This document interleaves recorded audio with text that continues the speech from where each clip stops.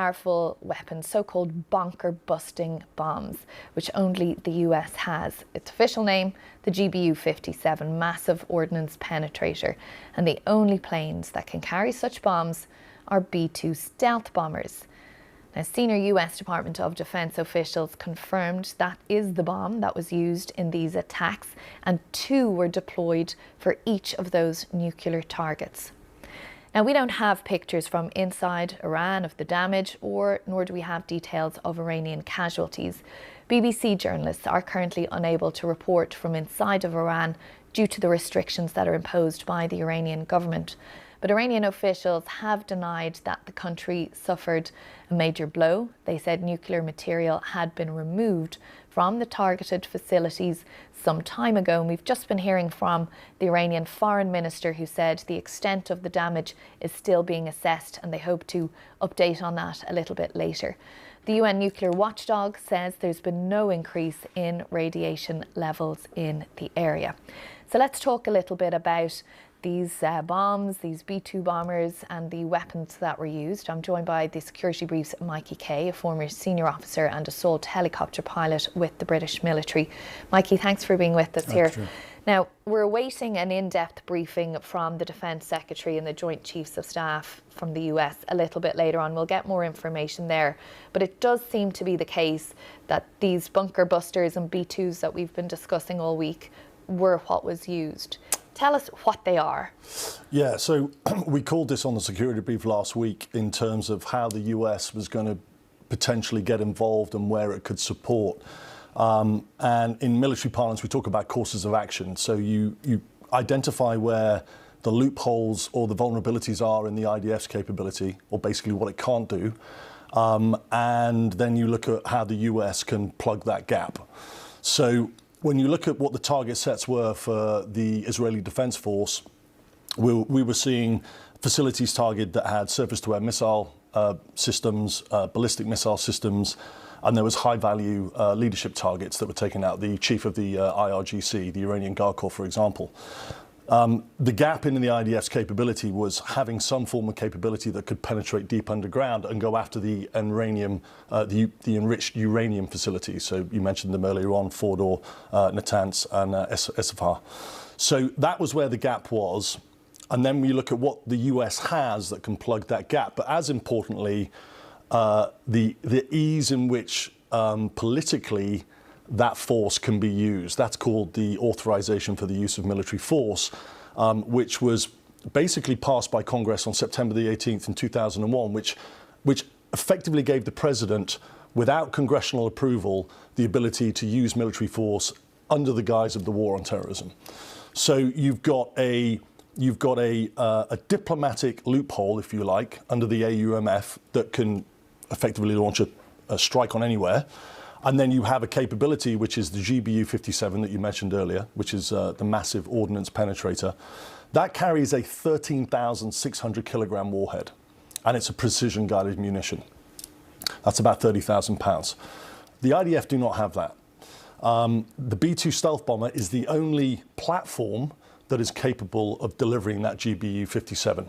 So it comes as a complete entity, if you like. It's not like the US could give a GBU-57 to the IDF and then the IDF could use that. It has to come with the B-2. And there's questions of control then in that case. 100%. Anyway. 100%. Now, those B-2s are about $2 billion a unit. So in terms of the expense of this happening, it's huge. And only the US has the ability to deliver that. Now, what the US is going to be thinking about in the use of the B-2 and the GBU-57 is the vulnerability of that B-2 platform. There aren't very many of them. And so any form of vulnerability, any form of Iran being able to strike that with a surface-to-air missile system is a risk. And there's lots of downfall for the US on a B-2 being targeted. So this is why we saw Donald Trump last week tweeting about air superiority.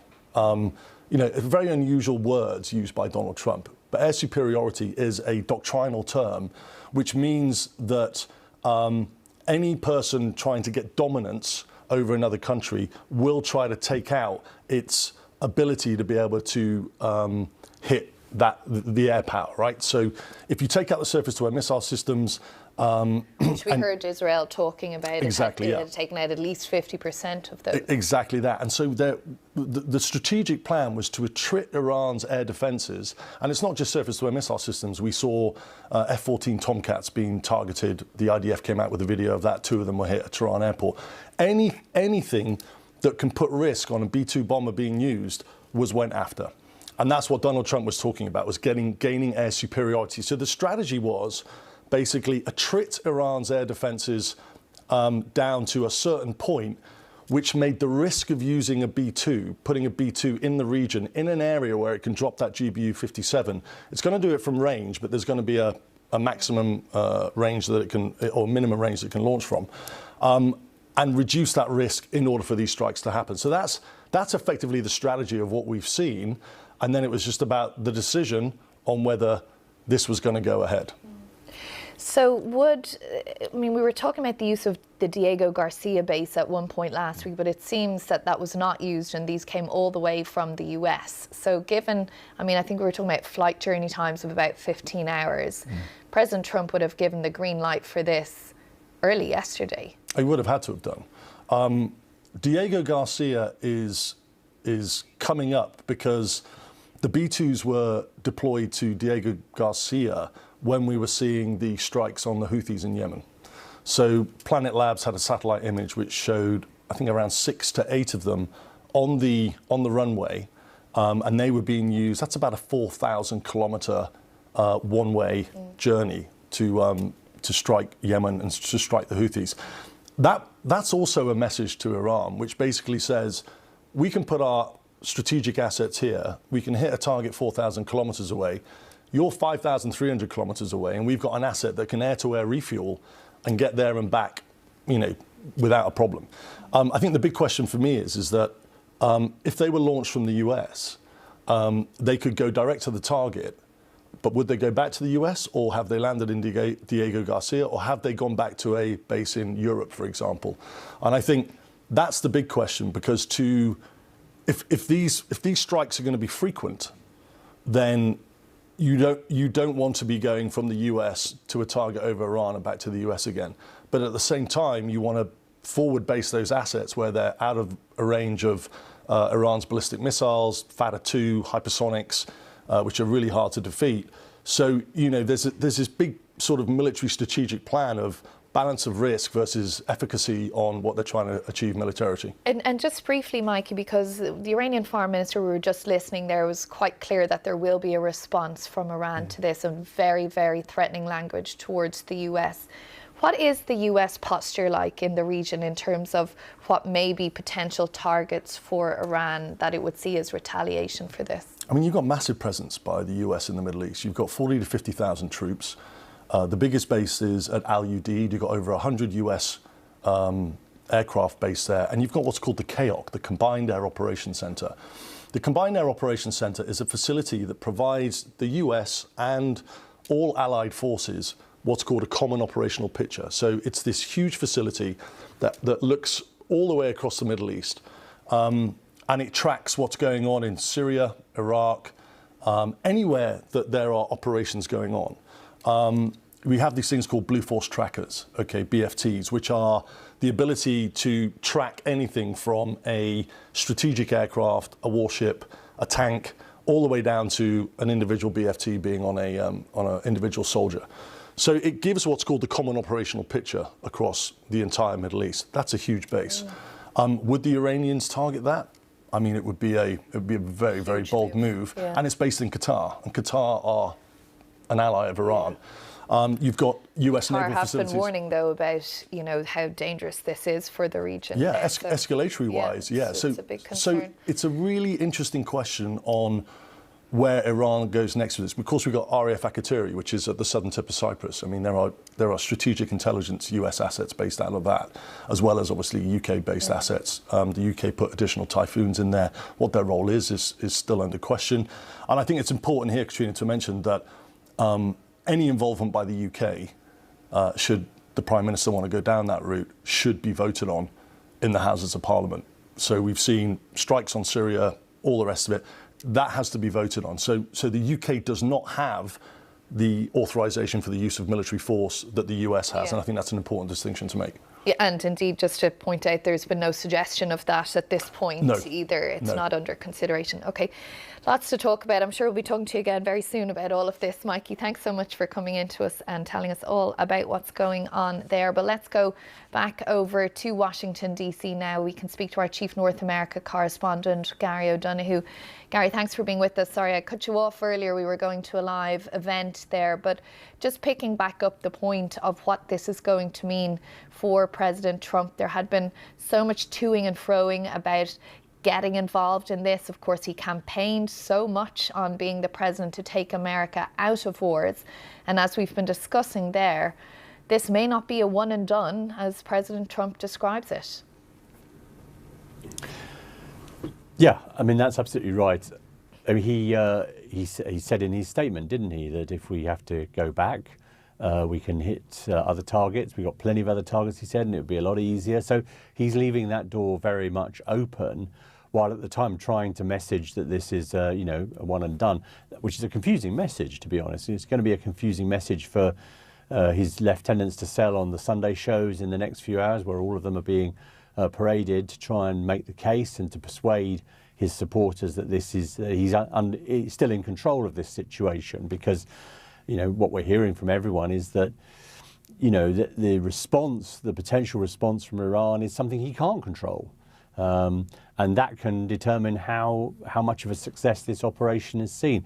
There'll also be a lot of pressure to produce evidence to back up his claim that this was a complete and total obliteration of these facilities, which he said, barely less than an hour after, less than a couple of hours, let's say, after the actual bombings themselves. And a lot of people will think, well, how can you possibly know at that stage? So that's what we'll be looking to the Pentagon briefing later on to provide some. And bear in mind, when they do these strikes, there's a lot of data, a lot of camera footage, a lot of GPS data, a lot of satellite imagery, of course. And the Pentagon's has produced this stuff in the past to make the case to the public and to the media. And let's see if they're prepared to do it this time around. So still lots and lots of questions will unfold in the next few days as everyone waits to see what will happen next. And Gary, I mean, it's not only the president who had spoken about not wanting to get involved in more wars. There have been many, many polls, particularly in the last week and a half or so since Israel launched that first strike on Iran, showing that the American public from both parties really did not want to get involved here either. That's right. I mean, to most American voters, this seems like a very, very long way away.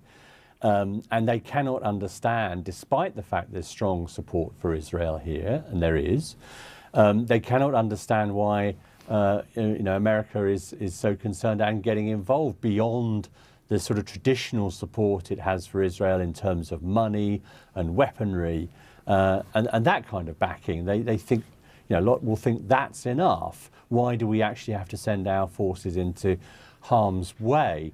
Now, of course, that's one of the arguments they'll be making on the talk shows today. We were the only country in the world that had the capacity really to take out these facilities. Israel doesn't have it. No one else has it. We're the only ones.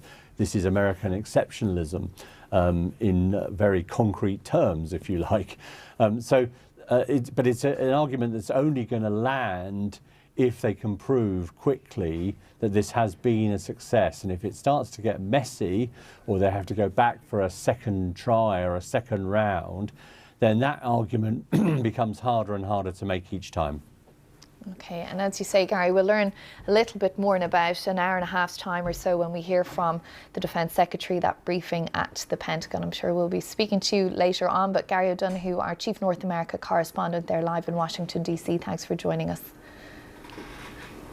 Well, let's go now to Baghdad and we can speak to BBC Persian Service correspondent Nafisa Konavard, who's joining us live. Nafisa, we've been listening there just a short time ago to the Iranian Foreign Minister talking very specifically about how there will be a response, not giving details of it. But what is the concern like in terms of regional escalation here? How tense a moment is this? Well, what we feel here in Baghdad, the feeling is it's quite tense, given the fact that now the U.S. embassy has verified and confirmed that they have evacuated most part of their personnel, and they have evacuated massively from 21st and 22nd of June. It started last night. It seems that just before the U.S. attack, they evacuated a large number of their personnel, and also they raised the security measures for others that who are staying, the limited number that are staying. Behind me there is a U.S. base, and also in front of it, it is the U.S. consulate. So it shows that there is a concern that Iran or Iran-backed groups are going to retaliate this attack or simultaneously and attack U.S. bases, which they have threatened multiple times, that if the U.S. enter this war that Israel has started, as they say, then there will be consequences for U.S. presence in the region. And also right now, I see that even Kuwait and Bahrain, specifically, they have now ordered their organizations and employees to start working from home due to the concern of a massive escalation in the region.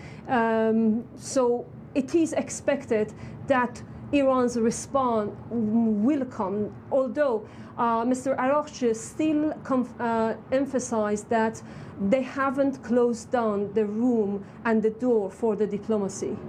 Indeed, he mentioned he had been speaking to foreign ministers from the region just yesterday.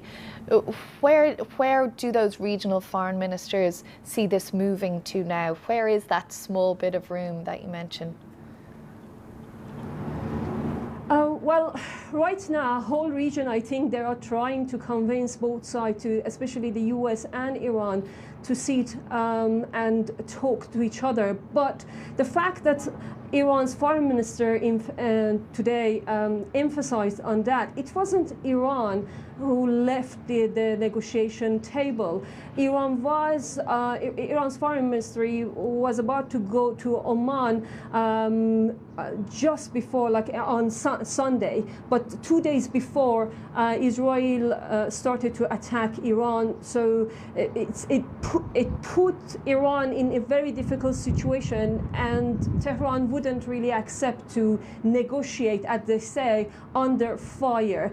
That's why all the region now trying to convince that, first of all, Israel should stop the attack, which it's very doubtful, and Iran and the U.S.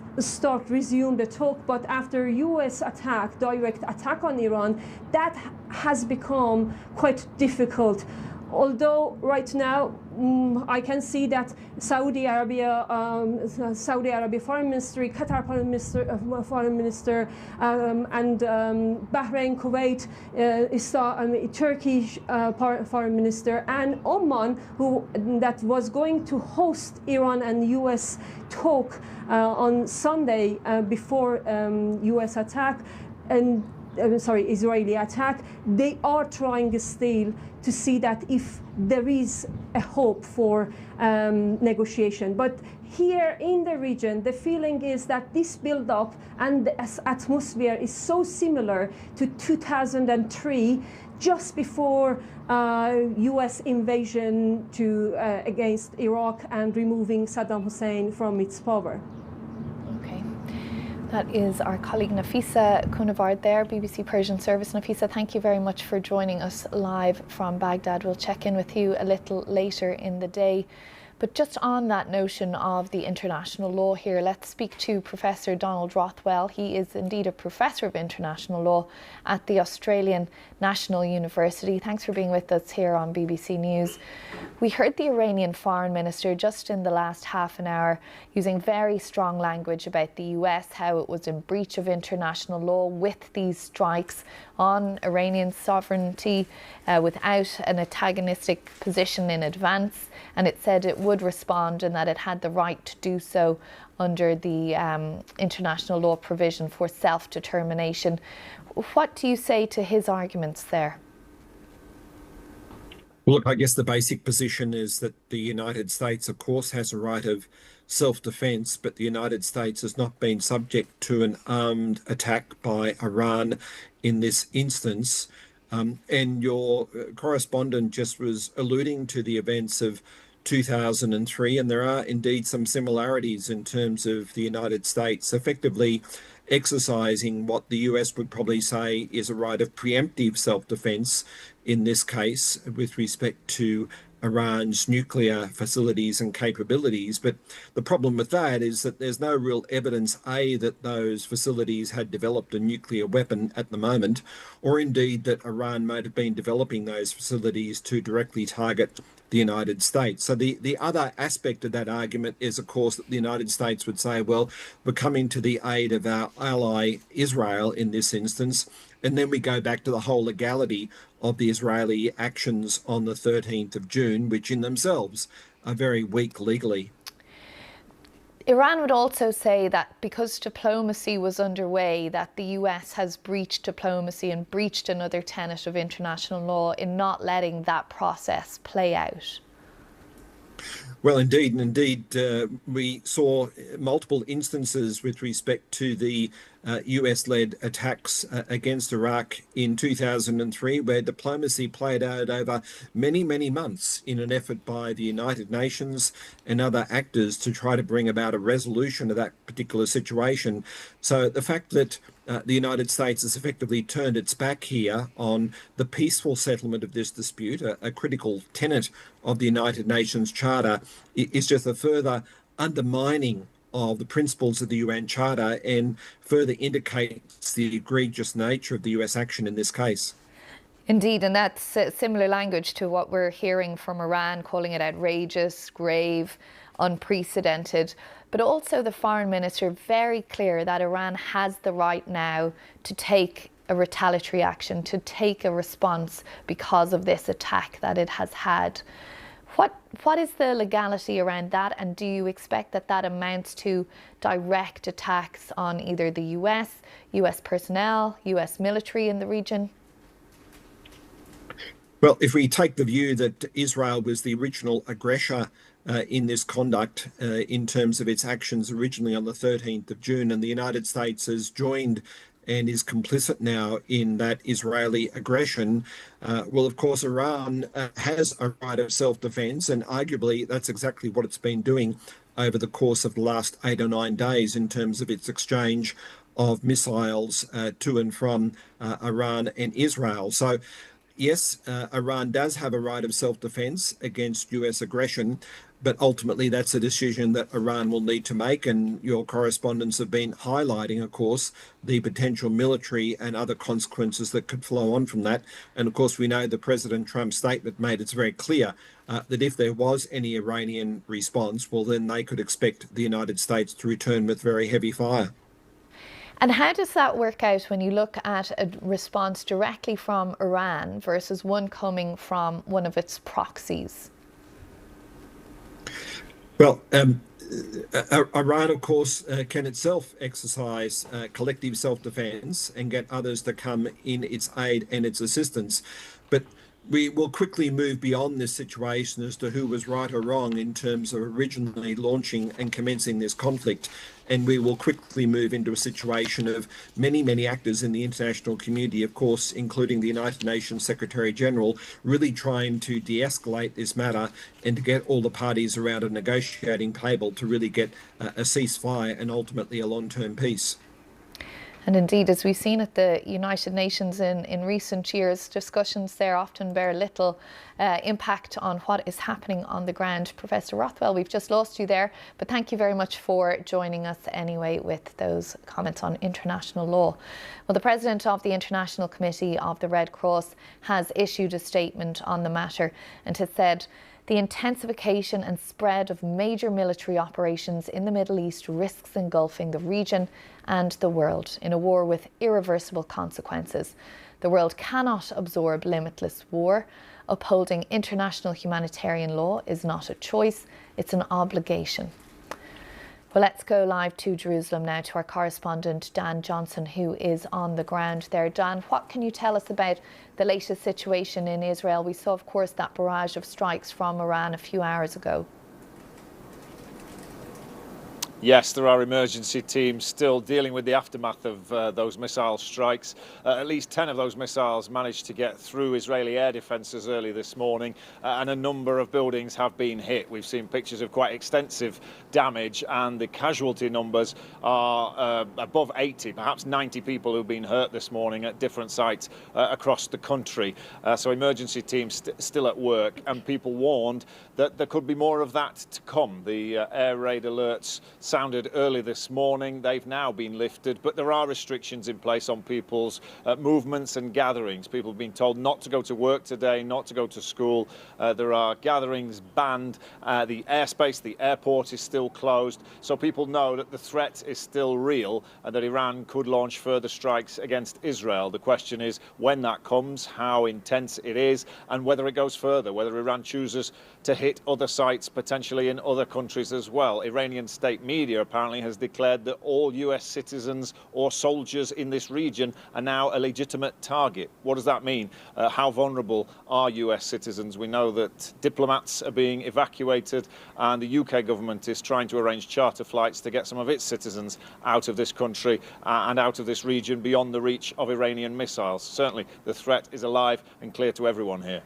Indeed, and we just heard from the foreign minister there live on the programme here that there will be a response to those attacks. Has there been a response this morning from the Prime Minister, from anyone in the administration there?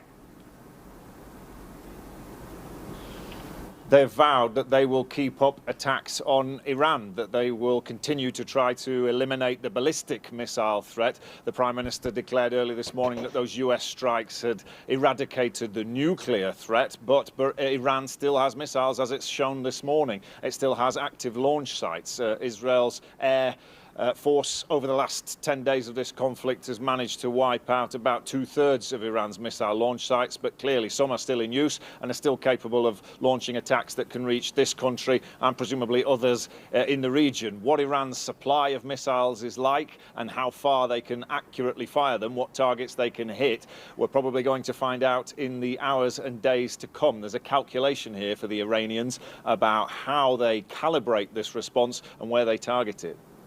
Dan, there have been calls from many countries in the last few hours for a return to talks, for a return to diplomacy. Is there any suggestion that Israel is prepared to do that?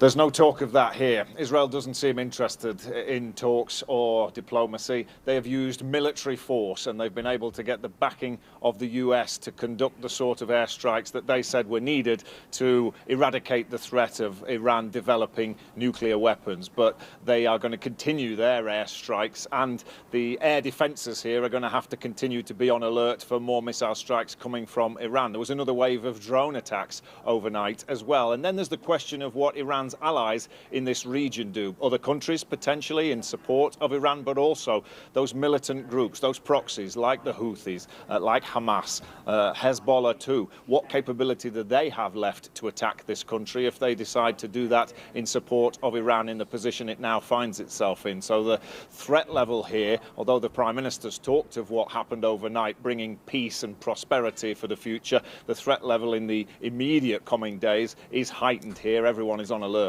Okay, Dan Johnson there in Jerusalem. Thank you for that. We'll speak to you a little bit later on.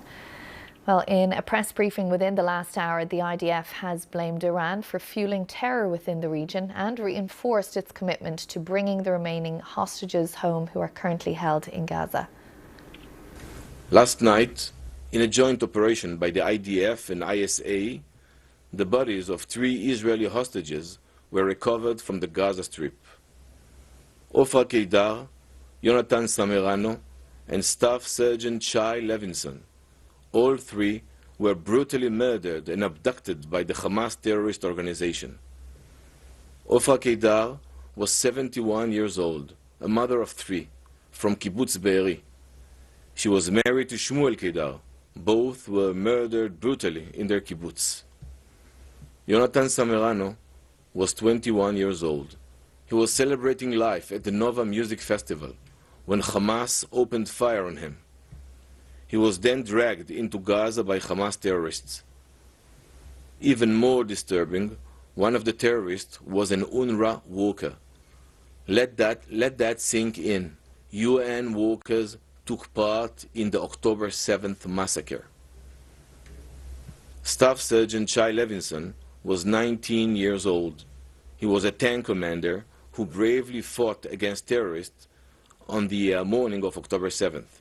He fell in battle, defending Israeli communities until his last moments. His body was then taken to Gaza. 50 hostages still remain in brutal captivity. We will not rest until every hostage is home.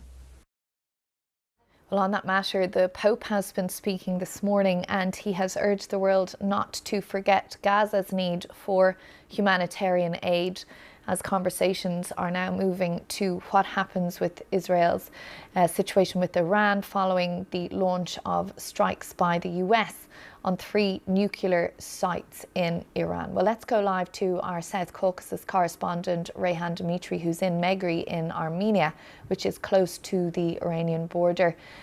What is the situation like there at the moment? Of course, since Israel launched those strikes a week and a half ago, we have seen many Iranians trying to get out of Tehran, trying to get out of Iran.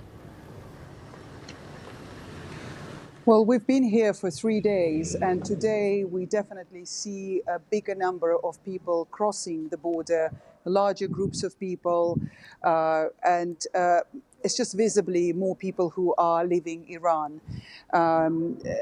People are traveling from the capital, Tehran, many hours, up to 15 hours to get to the border area with Armenia.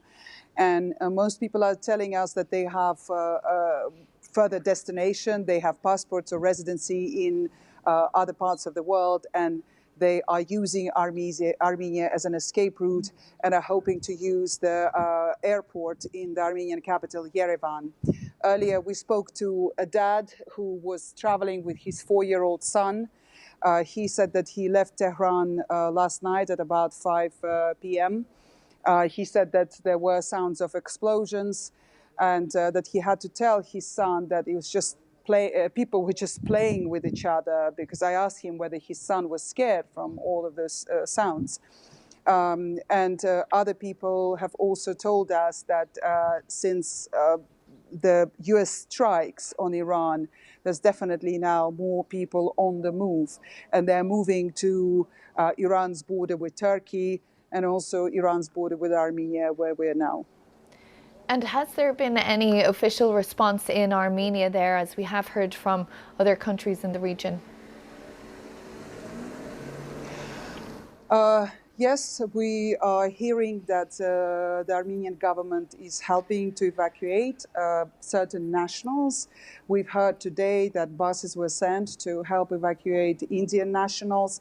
And it's not just Iranians who are living through this border. Earlier, I saw Chinese nationals also coming through this border. So there is a response from the Armenian government, and they're helping. I guess they're talking directly to the countries, and with India, it's not the first case that they're helping to evacuate citizens of India. Mm. And the people that you've been speaking to who are coming across the border, do they have an expectation that they will go home soon, or are they seeing this as something a little longer?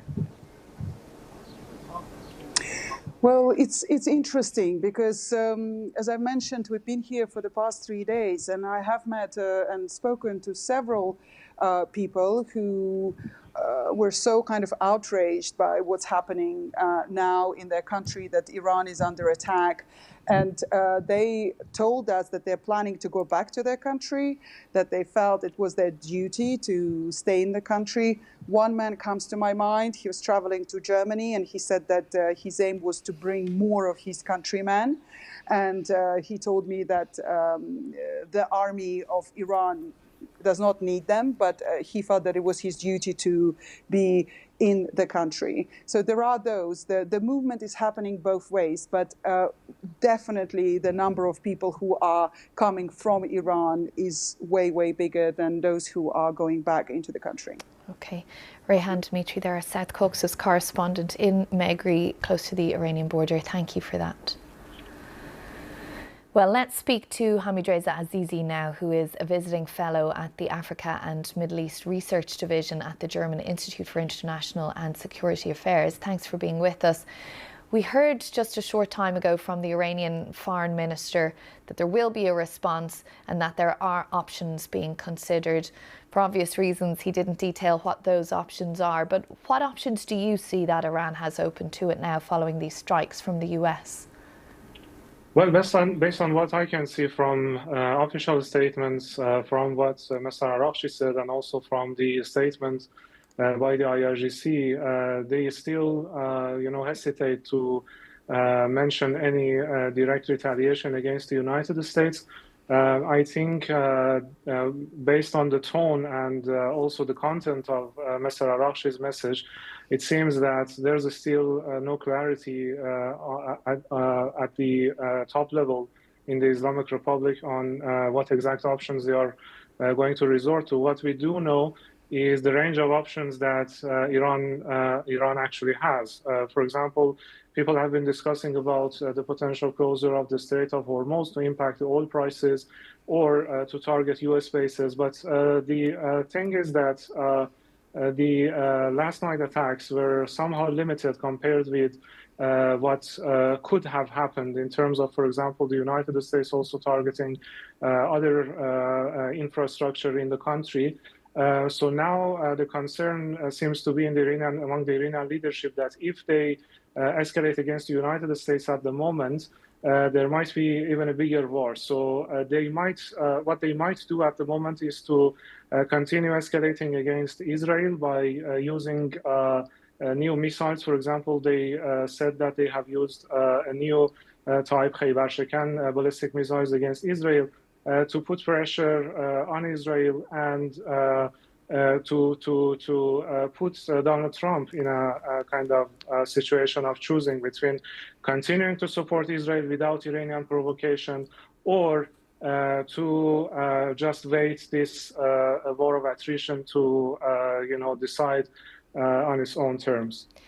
Given what Israel is saying about how it has degraded the capabilities of Iran already at this point, what kind of appetite do you think there is within Iran, within the regime, to actually take on the United States in the way that you're describing there? Well, it's very complicated because there are pressures from the public and also from the hardline supporters of the regime.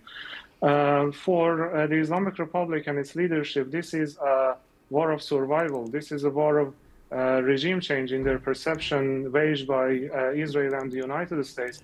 And that's where the main dilemma lies because, they know that, as I said, if they do escalate beyond a certain extent, it might be a matter of time before the United States, starts bombing, for example, even the Supreme Leader's shelter, wherever he is, or other actually economic and energy infrastructure even of the country. But at the same time, and of course, this is a war that the Iranian people do not want. Despite the patriotic sentiment, despite the support for the country, not for the regime necessarily, this is not a war that they want. But at the same time, I have already seen, kind of arguments by the supporters of the regime that, look, regardless of the extent of the actual damage that the U.S. might have inflicted to Fordow in terms of whether there's still, capability for enrichment, there's still enriched material accessible. Regardless of that, the fact that, in a matter of 10 days, the image of Iran as a strong country, as a regional power has shaken so dramatically, it requires a response. So this is the dilemma where this is the dilemma that the Iranian leadership faces at the moment. Okay, Hamidreza Azizi, Fellow at the Middle East Council on Global Affairs. Thank you very much for joining us. Just want to bring some breaking news as we're following this story in Iran. British Airways has put out a statement to say it's making some changes to its flight schedule as a result of the situation there and the uncertainty. They say as a result of recent events, we have adjusted our flight schedule to ensure the safety of our customers and crew, which is always our top priority. We're contacting our customers to advise them of their options while we work through this developing situation. So British Airways, they're indicating it's going to make some changes to the flight paths in and around the region there. We're also hearing from Russia. It has now condemned what it calls irresponsible US strikes on Iran. That coming to us from the Russian Foreign Ministry, and we know there will be a meeting between the Iranian Foreign Minister and his Russian counterpart in the hours ahead. The Foreign Minister speaking in Istanbul a little earlier and saying he was going from there to Moscow, and indeed that he would have a conversation with President Putin when he gets there. Now, Iran's ambassador to the UK, Saeed Ali Mousavi, has been speaking to my colleague Laura Kuenssberg, and let's have a listen to what he had to say in response to these attacks. During our interaction with the IAEA, there were and there are some ambiguities regarding for the nuclear activities. With the same procedure with the other countries has their own ambiguities, and so the IAEA inspection come to that country and as well as to my country has a different monitoring, has a different inspections regarding to remove any misunderstanding, to remove any ambiguity. There is no through the diplomacy. There is no misunderstanding of the evidence, and I want to ask you about what happens next after these attacks. But before we do that, why on earth does Iran require 60% enriched uranium if it has no interest this in enrichment building a nuclear weapon? Yeah. Any security expert you ask will tell you there's only one reason to have that. Regarding for our enrichment, that that we should mention these activities within the JCPOA and as well as with our inherent rights regarding for the peacefully using of the nuclear energy for generation of the fuel, electricity, medicine, and every R&D activities. There is no requirement for uranium you see that regarding for the enrichment of the 60%, according to the technical experts, they believe that this level of their enrichment, first of all, would be one part of the R&D activities regarding to different issues related to the nuclear activities, and all of them has been monitored extensively and comprehensively by IAEA. Well, any security expert you speak to and you ask about this would tell you that there is no need for that kind of level of enriched uranium for anything other than building a weapon. But I want to talk about this attack. The American president there is no deviation from our side to go into the military attack. Definitely. There is very clear signaling from America. They will strike you again if you do not negotiate, if you don't give up your nuclear ambitions. Will you do that? What would it take for you? Excuse me, Laura. We were in the middle of the negotiation. On Friday, that the Israeli regime attacked us, the next Sunday, it was planned to have the next round of the negotiation with Mr. Mitkov and Mr. Araghchi in Muscat. But unfortunately, Netanyahu destroyed this diplomacy. There is no any pretext to do that the Iran, making some problem for the diplomacy. No, it's still that the Iran, wherever and whenever that we reiterated regarding for our, intention, our strong desire to have a diplomacy, to have a negotiation, to reach the one compromise and according to the mutual benefit for both sides.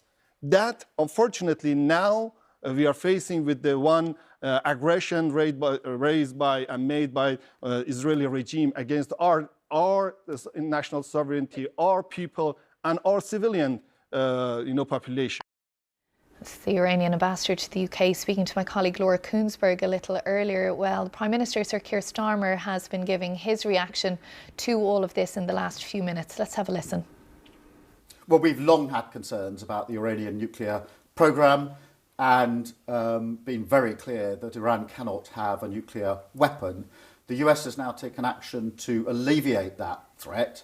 It is important that we now de-escalate the situation stabilise the region, and get the parties back around the table to negotiate. And I've been speaking with international leaders this morning to that end. So I want to reassure the British public that we're doing everything we can to stabilise the situation, to de-escalate the situation, and to get to a negotiated outcome. But I'm very clear in my own mind that Iran cannot be allowed to have a nuclear weapon. That is the greatest threat to stability in the region.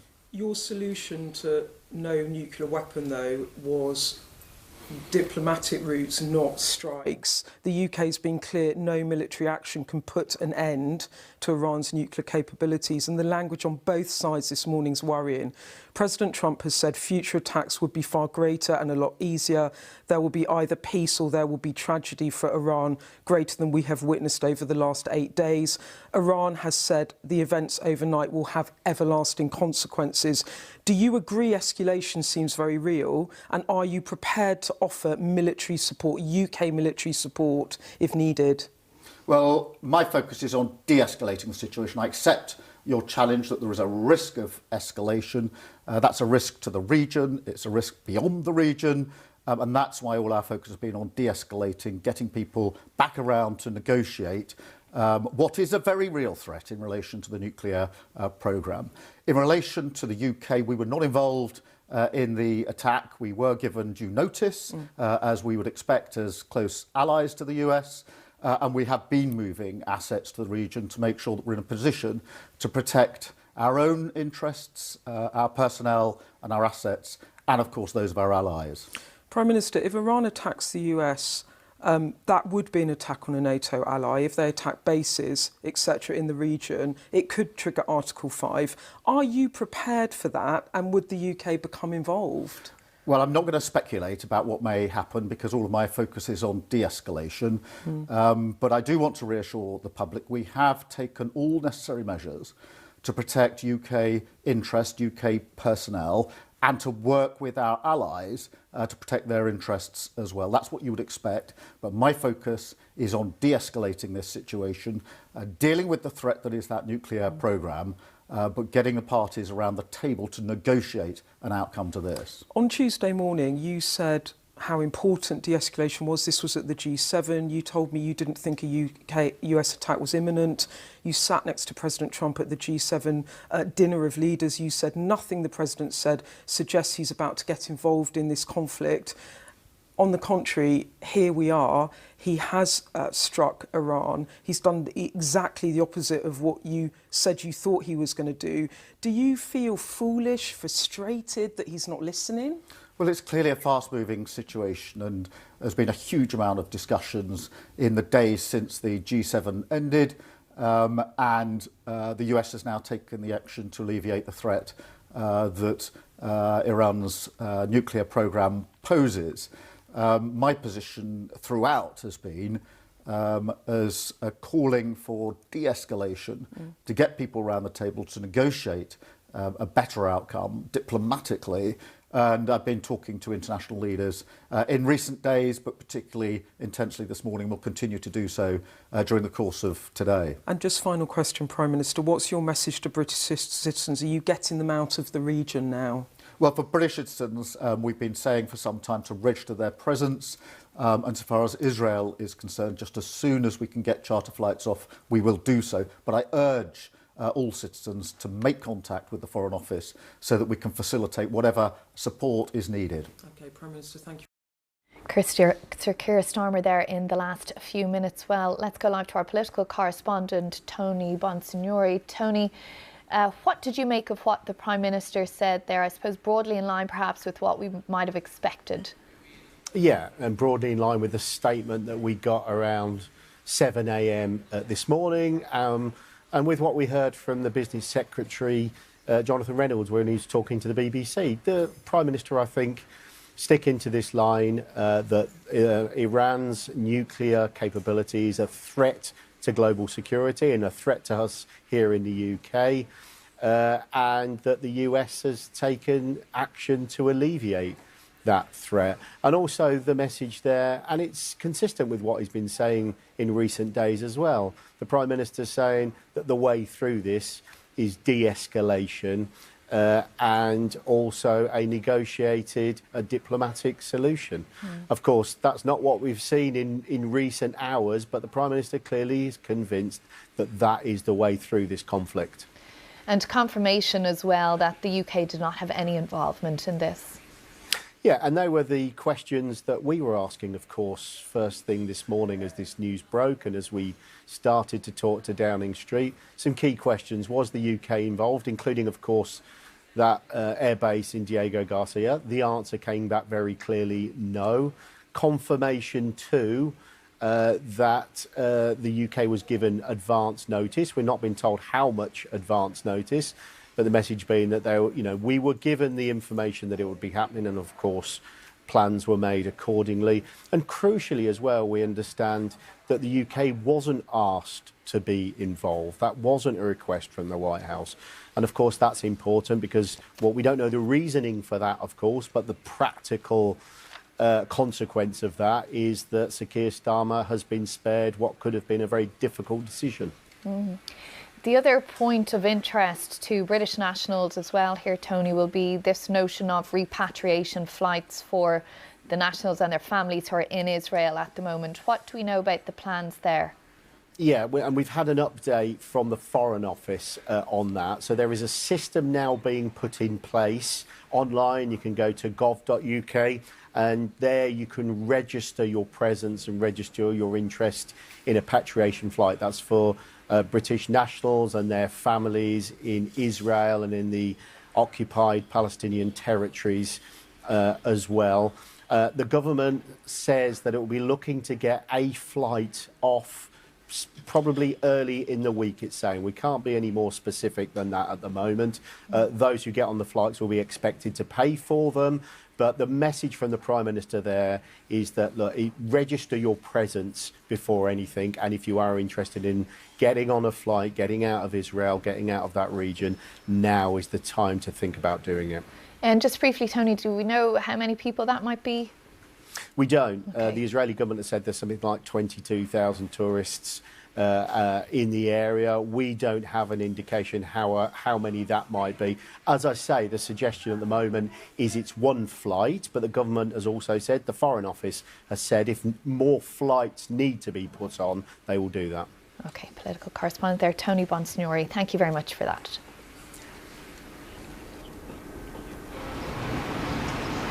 Live from Tel Aviv, I'm Mark Lowen. And in London, I'm Katrina Perry. This is BBC News. We are continuing our coverage of our breaking news today. Just over an hour ago, Iranian Foreign Minister Abbas Araghchi gave a news conference in Istanbul saying that the US president had betrayed both Iran and the American people. Overnight, Donald Trump announced that the US had carried out massive precision strikes on 3 key nuclear facilities in Iran, saying that they had been, in his words, obliterated. We've seen a number of explosions over Tel Aviv, Jerusalem and Haifa in the past few hours after Iran launched a missile attack. Sirens sounded in several regions as Israel's defensive systems activated to intercept the threat. Well, these pictures show some of the damage from one of the Iranian attacks. Israel says a number of areas were hit in the north and centre of the country, with the health ministry reporting that at least 86 people were injured.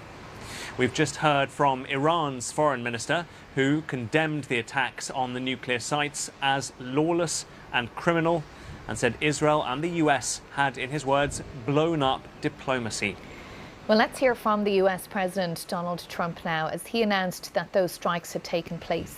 In an address at the White House, he said future attacks would be far greater and a lot easier if Iran does not make peace.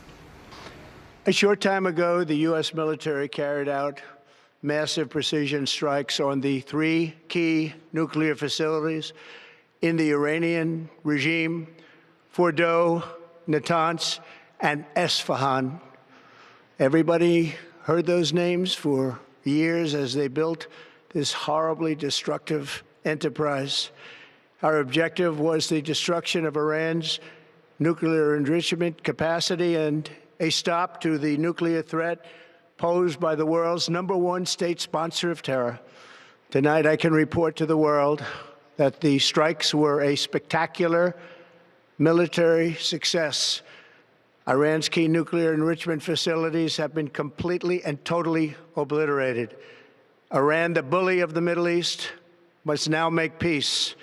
If they do not, future attacks will be far greater and a lot easier. For 40 years, Iran has been saying death to America, death to Israel. They have been killing our people, blowing off their arms, blowing off their legs with roadside bombs. That was their specialty. We lost over 1,000 people, and hundreds of thousands throughout the Middle East and around the world have died as a direct result of their hate. In particular, so many were killed by their general, Qasem Soleimani. I decided a long time ago that I would not let this happen. It will not continue. So that was President Trump at the White House announcing that these strikes had taken place. Let's have a listen now to some of what the Iranian Foreign Minister Abbas Araghchi had to say about those strikes at his news conference in Istanbul within the last hour.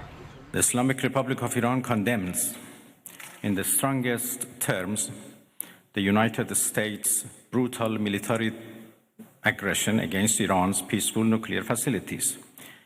It is an outrageous, grave, and unprecedented violation of the fundamental principles of the Charter of the United Nations and international law.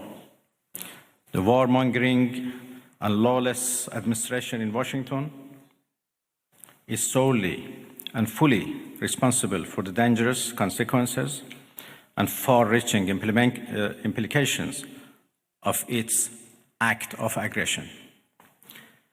The U.S. military attack on the territorial integrity and national sovereignty of a UN member state carried out with genocidal Israeli regime, carried out in collusion with the genocidal Israeli regime, has once again revealed the extent of the United States' hostility towards the peace-seeking people of Iran, who will never compromise over their independence and sovereignty. The Islamic Republic of Iran continues to defend Iran's territory, sovereignty, security, and people by all means necessary against not just US military aggression, but also the reckless and unlawful actions of the Israeli regime. While President Trump was elected on a platform of putting an end to America's costly involvement of forever wars in our part of the world, he has betrayed not only Iran by abusing our commitment to diplomacy, but also deceived his own voters by submitting to the wishes of a wanted war criminal who has grown accustomed to exploiting the lives and wealth of American citizens to further the Israeli regime's objectives. Iran's foreign minister there, Abbas Araghchi. Well, a little earlier, Israel's Prime Minister Benjamin Netanyahu released a video statement to praise and welcome the American airstrikes. In fact, he released that even before Donald Trump came out to confirm the strikes overnight. Let's listen to what he had to say. Congratulations, President Trump. Your bold decision to target Iran's nuclear facilities with the awesome and righteous might of the United States will change history. In Operation Rising Lion, Israel has done truly amazing things. But in tonight's action against Iran's nuclear facilities, America has been truly unsurpassed. It has done what no other country on earth could do. History will record that President Trump acted to deny the world's most dangerous regime the world's most dangerous weapons. His leadership today has created a pivot of history that can help lead the Middle East and beyond to a future of prosperity and peace. President Trump and I often say, peace through strength. First comes strength, then comes peace. And tonight, President Trump and the United States acted with a lot of strength. President Trump, I thank you. The people of Israel thank you. The forces of civilization thank you. God bless America. God bless Israel, and may God bless our unshakable alliance, our unbreakable faith. Benjamin Netanyahu there. Well, if we thought that America's strikes this morning would calm the tempo of the fire in both directions between Iran and Israel, the response to that was a barrage of Iranian missiles that hit Israel this morning, some 30 missiles which were fired towards Israel. We felt and saw the impact around us here in Tel Aviv as we took shelter in a bunker here in Israel's in the city of Tel Aviv. Our Middle East correspondent